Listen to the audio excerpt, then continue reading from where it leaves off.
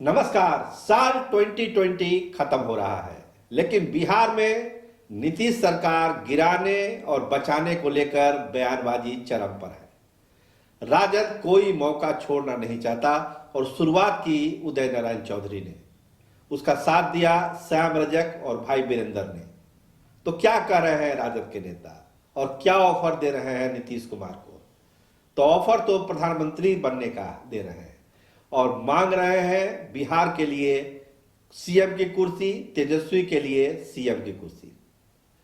तो क्या है इस बयानबाजी का अर्थ और कैसे जवाब दे रहे हैं भाजपा के नेता और क्या है संभावना, सियासत संभावना, इस बारे में इस पर विश्लेषण आज हम इस प्रोग्राम में करेंगे। देखिए, अरुणाचल प्रदेश से जो ये आग लगी है कि उसके 6 विधायक जो है जनता दल यूनाइटेड के, वो भाजपा में चले गए। वहां से ये सिलसिला शुरू हुआ और उसको बिहार आते आते बहुत वक्त नहीं लगा और उदय नारायण चौधरी ने कहा कि नीतीश कुमार को अब समझना चाहिए कि भाजपा धोखा देने वाली पार्टी है। वो तेजस्वी यादव को मुख्यमंत्री बनाए बिहार का, बदले में राजद प्रधानमंत्री के उम्मीदवार के तौर पर नीतीश कुमार को पेश करेगी। श्याम रजक ने एक कदम आगे बढ़कर कहा कि 17 जो विधायक हैं वो टूटने वाले हैं और वो राजद के साथ आ जाएंगे और बिहार में नीतीश सरकार गिर जाएगी। इसीलिए इससे पहले संभलने की जरूरत है और नीतीश कुमार को तेजस्वी यादव का समर्थन कर देना चाहिए। तो भाई वीरेंद्र ने भी यही बात कही कि हर हाल में अब बिहार में राजद की सरकार बननी चाहिए और नीतीश कुमार को यह समझना चाहिए कि भाजपा अब उसके साथ ज्यादा दिनों तक नहीं रहने वाली है। अरुणाचल प्रदेश का जो प्रकरण हुआ, इससे एक संकेत तो मिलता है कि नीतीश कुमार को भाजपा कभी भी बिहार में धोखा दे सकती है। तो राजद की तरफ से ये चाल चली गई और उसका जवाब दिया भाजपा की तरफ से रेणु देवी ने कि ऐसा कुछ नहीं है, हमारा घर मजबूत है, कहीं कोई तोड़ फोड़ होने वाली नहीं है और सरकार मजबूती से चलेगी।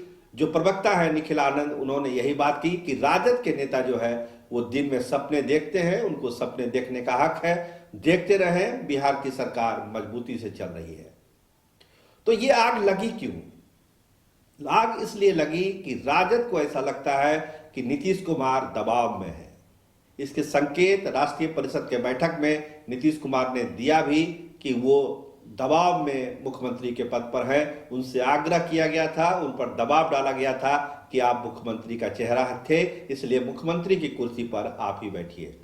तो एक इशारा मुख्यमंत्री ने किया था जिसको लोक लिया राष्ट्रीय जनता दल ने और अब राष्ट्रीय जनता दल ये कह रही है कि मजबूरी के सीएम से बिहार नहीं चलेगा। बिहार का विकास तभी होगा जब एक फुल फ्लेजेड ऊर्जावान मुख्यमंत्री कुर्सी पर बैठेगा और तेजस्वी यादव वो चेहरा है। तो राजद अपनी तरफ से फील्डिंग कर रहा है और बीजेपी उसको खत्म करने की कोशिश कर रही है। राजद के लिए सबसे बड़ी बात यह है कि वो चाहती है कि भाजपा और जेडीयू के बीच खटपट बनी रहे। इस बीच जैसे ही बिहार के राज्यपाल फागू चौहान अमित शाह से मिले दिल्ली में, राजद की बातें खिल गई। उनको लगने लगा कि अब बिहार में शायद राष्ट्रपति शासन लग जाएगा। हालांकि एक सामान्य शिष्टाचार भेंट है राज्यपाल की अमित शाह के साथ, लेकिन राजद उसमें भी अपनी संभावनाएं खोज रहा है। देखिए, राजद की उम्मीद अपनी जगह पर है, वो ऑपोजिशन में है तो उनको तो उम्मीद है कि सरकार उसकी बने। लेकिन दिक्कत क्या है? देखिए, आरसीपी के अध्यक्ष बनने के बाद यह तय है कि कुछ फेरबदल की जो संभावना, राजद के साथ तालमेल की संभावना, हम नहीं कहेंगे कि पूरी तरह से खारिज हो गई, लेकिन वो संभावना काफी कम हो गई है। आरसीपी कभी नहीं चाहेंगे कि राष्ट्रीय जनता दल के साथ जनता दल यूनाइटेड का कोई अलायंस हो और बिहार में कोई सरकार बने। तो वो संभावना आरसीपी के अध्यक्ष बनने के बाद कम हो गई, पूरी तरह खारिज नहीं हुई तो कम जरूर हो गई। इसके अलावा देखिए, जो 6 एमएलए शामिल हुए थे भाजपा में, उसमें 4 एमएलए पहले से भाजपा के ही थे, वो जगह है भारतीय जनता पार्टी में। और अरुणाचल की सियासत से बिहार के सियासत का बहुत लेना देना नहीं है। वहां किस तरह से एमएलए एक पार्टी से दूसरे पार्टी में जाते हैं, ये आप भी जानते हैं, हम भी जानते हैं। तो बात अरुणाचल तक सीमित नहीं है, अरुणाचल कोई मुद्दा नहीं है, उस मुद्दे को एक हवा दिया जा रहा है। दूसरी जो कहानी है वो कहानी ये है कि अभी जो बिहार में सरकार चल रही है उसको डिस्टर्ब करने का बीजेपी कोई रिस्क नहीं ले सकती है जब तक कि बंगाल चुनाव खत्म नहीं हो जाता। बंगाल चुनाव में साथ चलने की एक मजबूरी है नीतीश कुमार के साथ भाजपा की, इसलिए बिहार की सियासत में कोई उठापटक होगा इसकी संभावना बहुत ही कम है।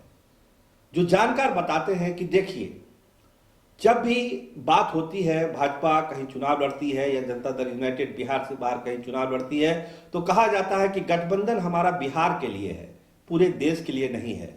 झारखंड में जब जनता दल यूनाइटेड चुनाव लड़ती है तो वो कहती है कि हमारा गठबंधन बिहार के लिए है। अब बंगाल में चुनाव लड़ने वाला है जनता दल यूनाइटेड, तो ऐसा नहीं है कि भाजपा कहेगी कि आप चुनाव क्यों लड़ रहे हैं, क्योंकि भाजपा भी जानती है कि गठबंधन उनका बिहार में है, सरकार चलाने के लिए है, चुनाव लड़ने के लिए है। बिहार से बाहर अगर कोई राजनीतिक घटनाक्रम होता है तो उसके लिए कोई गठबंधन धर्म पर आंच आएगी, ऐसी कोई बात नहीं है। ये अलग अलग राजनीति है, हर पार्टी अपनी तरफ से स्वतंत्र है कि वहां कहां चुनाव लड़ेगी, तालमेल से लड़ेगी, अलग लड़ेगी। बंगाल चुनाव आपका उदाहरण है जहां जनता दल यूनाइटेड चुनाव लड़ने जा रहा है। असम में भी जनता दल यूनाइटेड चुनाव लड़ने की तैयारी में है, तो इससे यह अर्थ नहीं जाएगा कि गठबंधन धर्म का पालन जनता दल यूनाइटेड नहीं कर रहा है। गठबंधन बिहार के लिए है, बिहार में गठबंधन धर्म का पालन होना चाहिए। इसको भाजपा के लोग भी समझते हैं और जनता दल यूनाइटेड के लोग समझते हैं। जैसा कि आरसीपी ने कहा कि हम न धोखा देंगे और न धोखा खाएंगे। और आज आरसीपी बाबू का जन्मदिवस भी है, पूरे धूमधाम से पार्टी के लोग उनका जन्मदिन मना रहे हैं। तो जन्म दिवस के साथ एक चुनौती जो है आरसीपी के सामने वो ये है कि वो इन तमाम तरह के अटकलबाजियों को खारिज करें और बिहार में जो नीतीश सरकार चल रही है भाजपा गठबंधन के साथ वो स्मूथली चले, बिहार का विकास हो। बिहार के लोगों की यही अपेक्षा है कि बिहार में जो सरकार बनी है वो बिहार का विकास करे, यहाँ के लोगों की समस्या को देखे, यहाँ उद्योगों की स्थापना हो, रोजगार मिले युवाओं को। ये सब एजेंडे में रहना जरूरी है ताकि बिहार विकास के मानचित्र पर ऊपर जा सके। कैमरामैन राहुल राज के साथ मैं सरोज सिंह, धन्यवाद, नमस्कार।